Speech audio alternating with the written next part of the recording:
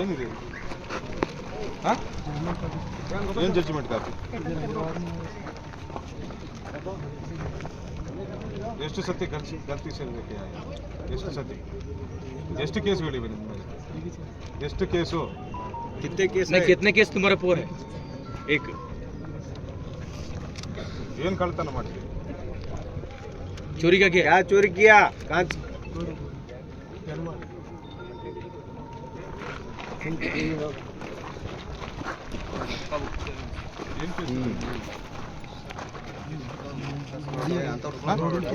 ಏನು ಕೇಸ್ ಇದೆ?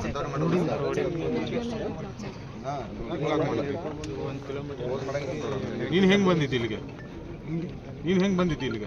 ಯಾವ ಊರಿಂದ ಬಂದಿದ್ದೆ ನೀನು? ಯಾರು ಬ್ಲಾಕ್ ಮಾಡಿಲ್ಲ ನಿನಗೆ?